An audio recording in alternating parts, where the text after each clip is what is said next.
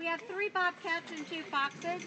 And the reason we have our little guys here is that years ago someone thought this would make a great, interesting house pet. And then, like everybody who tries taking a wild animal on as a pet, found out this is a very hard animal to handle. It's a very temperamental animal, very aggressive when provoked.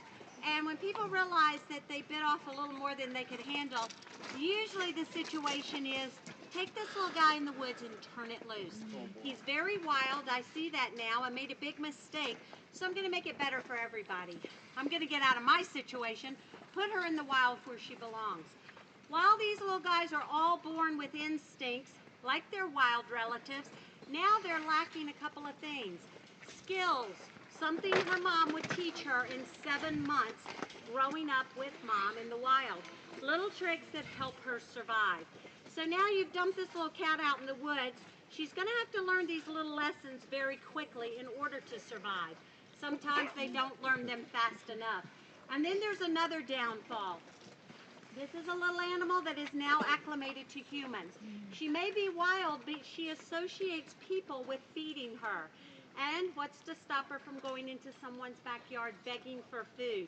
Most people would take that as a sign of a diseased wild animal. We all know about rabies, but a lot of people I'm finding don't realize something about rabies that's very important, especially for your it's like kids. the fat cat. If you're like me, when I was a kid, I wanted to pet everything I saw. Wild animals that appear friendly could have been a pet dumped in the wild, or they could have the first stages of rabies, which actually causes them to be friendly. You know, rabies takes many stages to develop. The first stages, the animal can act friendly towards you. So keep that in mind, kids. A wild animal or any animal you don't know approaches you in a friendly manner does not mean he is friendly. You want to back away, go tell an adult, especially if it's a wild animal. So you see where the problem is. How are you going to know she was a pet? Stop spraying her. She was a pet, or she has rabies. You can't take that chance. So that's why so many of these animals are shot and killed in someone's backyard. So